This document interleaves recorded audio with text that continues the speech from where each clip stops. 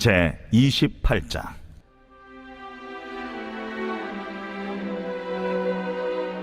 너는 이스라엘 자손 중 네 형 아론과 그의 아들들 곧 아론과 아론의 아들들 나답과 아비후와 엘르아살과 이다마를 그와 함께 내게로 나아오게 하여 나를 섬기는 제사장 직분을 행하게 하되 네 형 아론을 위하여 거룩한 옷을 지어 영화롭고 아름답게 할지니 너는 무릇 마음에 지혜 있는 모든 자 곧 내가 지혜로운 영으로 채운 자들에게 말하여 아론의 옷을 지어 그를 거룩하게 하여 내게 제사장 직분을 행하게 하라. 그들이 지을 옷은 이러하니 곧 흉패와 에봇과 겉옷과 반포 속옷과 관과 띠라. 그들이 네 형 아론과 그 아들들을 위하여 거룩한 옷을 지어 아론이 내게 제사장 직분을 행하게 하라. 그들이 쓸 것은 금실과 청색, 자색, 홍색 실과 가늘게 꼰 배실이니라. 그들이 금실과 청색, 자색, 홍색 실과 가늘게 꼰 배실로 정교하게 짜서 에봇을 짓되 그것에 어깨바지 둘을 달아 그 두 끝을 이어지게 하고 에봇 위에 매는 띠는 에봇 짜는 법으로 금실과 청색, 자색, 홍색 실과 가늘게 꼰 배실로 에봇에 정교하게 붙여 짤지며 호마노 2개를 가져다가 그 위에 이스라엘 아들들의 이름을 새기되 그들의 나이대로 6 이름을 한 보석에 나머지 6 이름은 다른 보석에 새기라. 보석을 새기는 자가 도장에 새김같이 너는 이스라엘 아들들의 이름을 그 두 보석에 새겨 금태에 물리고 그 두 보석을 에봇의 두 어깨바지에 붙여 이스라엘 아들들의 기념 보석을 삼되 아론이 여호와 앞에서 그들의 이름을 그 두 어깨에 메어서 기념이 되게 할지며 너는 금으로 태를 만들고 순금으로 노끈처럼 두 사슬을 닦고 그 따온 사슬을 그 태에 달지니라.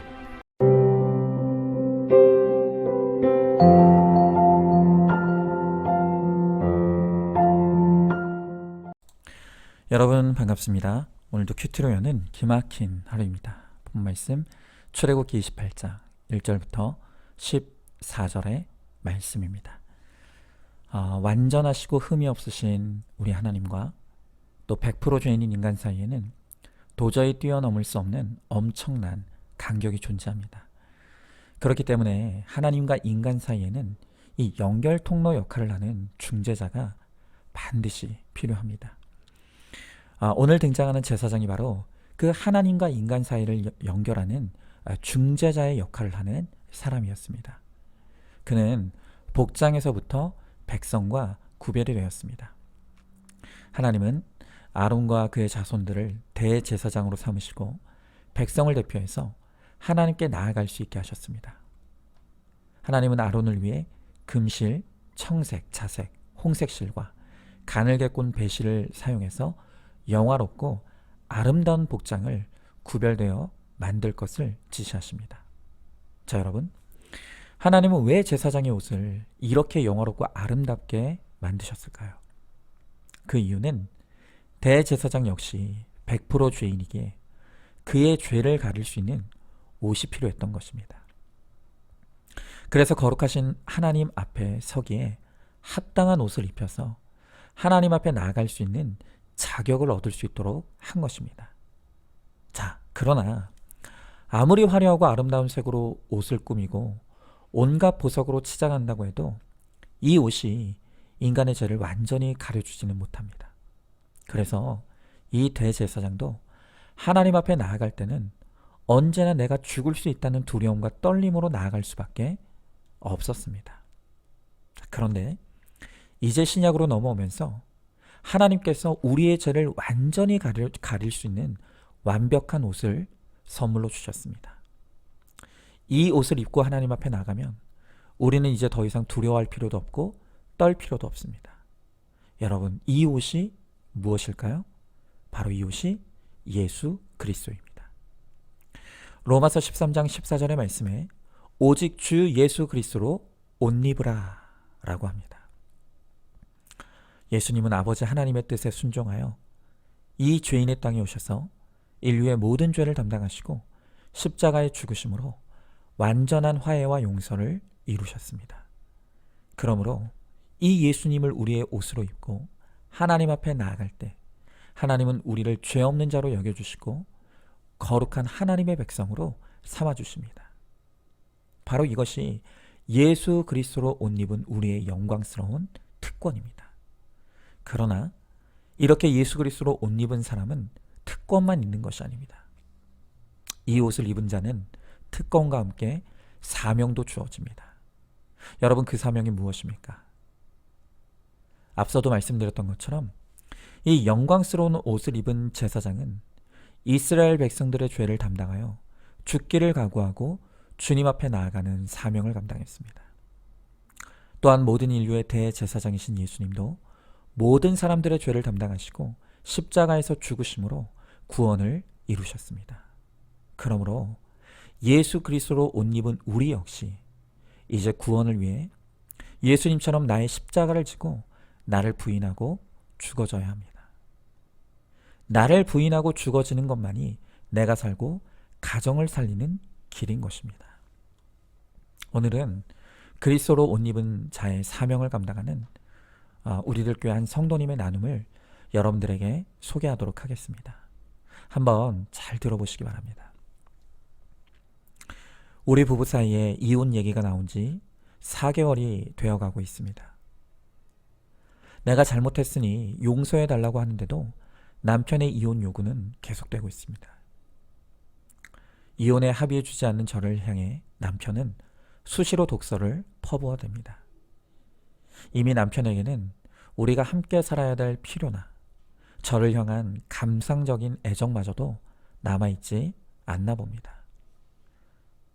당신은 나를 있는 그대로 사랑해 본 적이 없어. 당신은 자기 식대로 사는 사람이야. 당신은 하찮은 것에 목숨을 거는 사람이야. 당신은 하며 남편은 이리저리 저를 정죄했습니다. 그러나 그러는 남편 앞에서 예전처럼 그건 그렇지가 않아. 그건 이렇기 때문이야 하는 식으로 저를 변호하지 않았습니다. 그 대신 마음속으로 그래, 내가 그런 면이 있지. 그럴 의도가 전혀 없었는데도 당신이 상처받았구나 인정하며 여보 미안해. 나를 용서해줘 라고 말했습니다.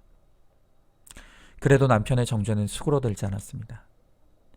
이때까지는 가족을 위해 살았지만 이제는 그러지 않기로 했다 라고 하면서 가족과는 전혀 상관없이 시간과 돈과 마음을 써버리는 남편의 태도도 고스란히 받아들이기로 했습니다. 부모로서 배우자로서 책임 있는데 어찌 그럴 수 있느냐. 나는 지금까지 나를 위해 살아왔느냐. 나도 억울하다. 그렇게 말하지 않았습니다. 그동안 저 사람이 외로웠겠구나. 마음속에 저렇게 많은 쓴뿌리를 가지고 있구나 하는 생각에 그 마음의 독소가 다 퍼지도록 묵묵히 듣고 있습니다. 저를 향한 남편의 정죄와 비판과 절망을 보며 내가 그동안 뿌려온 씨가 크게 자라 남편의 마음속에 죽음으로 뿌리내리고 있음을 봅니다. 그래서 남편이 어떤 말을 해도 그대로 듣기로 했습니다. 우리 부부가 그동안 뿌려온 죽음과 절망에서 우리를 살려내는 길은 제가 죽어지는 것밖에 없음을 압니다. 그러니 남편 앞에서 온전히 죽고자 했습니다.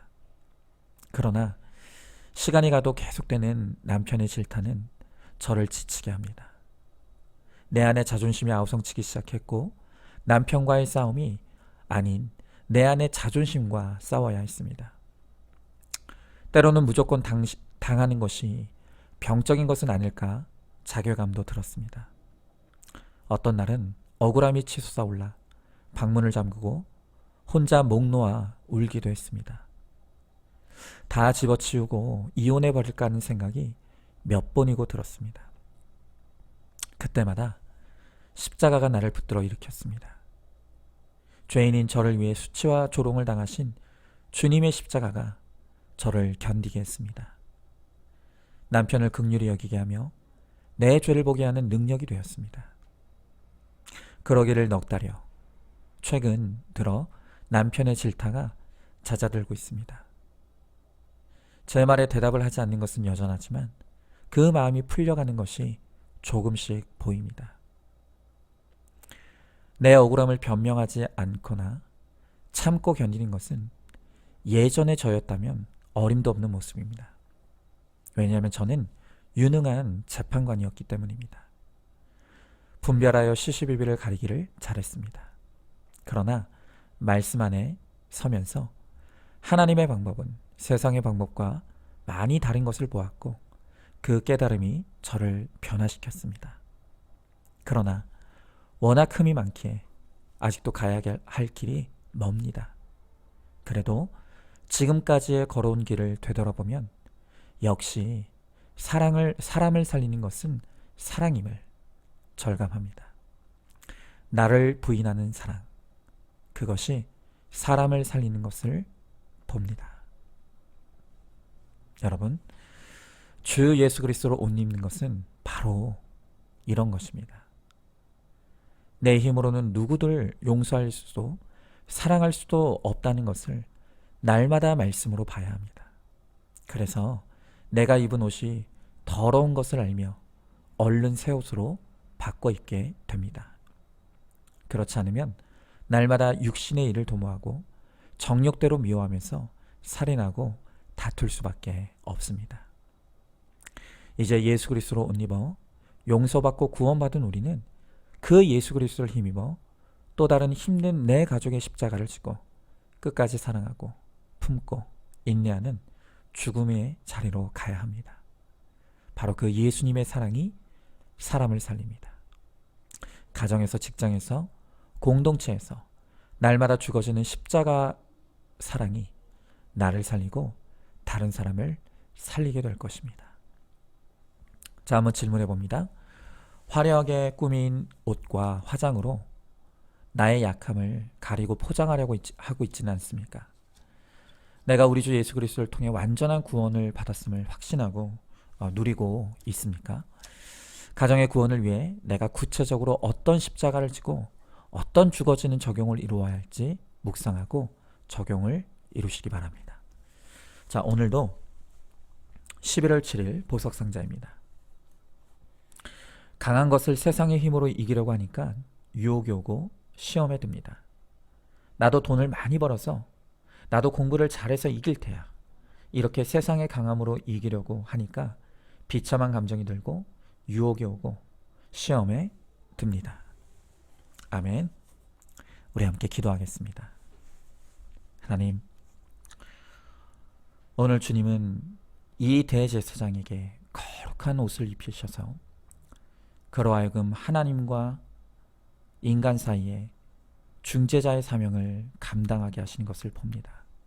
그러나 그 옷이 사람의 죄를 완전히 가릴 수 없기에 하나님께서 우리를 위해 예수 그리스도를 우리의 옷으로 주시고 그 예수 그리스도의 보혈의 피가 묻은 옷을 입는 자마다 완전한 구원과 또한 하나님의 자녀가 되는 복을 누리게 하시겠다고 말씀하십니다. 하나님, 내가 예수 그리스도를 옷 입음으로 말미암아 이제 죄인에서 의인으로 멸망과 죽음에서 생명의 자리로 나오게 되었사오니 내가 받은 그 은혜로 이제는 내 가정을 살리는 대제사장의 역할을 감당하게 하시고 예수님처럼 나도 나의 십자가를 지고 죽어지는 섬김과 희생을 통하여서 마침내 영혼구원의 열매를 맺는 우리 모두가 되게 하여 주시옵소서. 믿사오며 사랑이 많으신 우리 예수님 이름 받들어 기도드리옵나이다. 아멘. 오늘도 큐티로 기막힌 하루를 살아내는 하늘가족 공동체 우리 모든 성도님 되시기를 주님의 이름으로 축복합니다.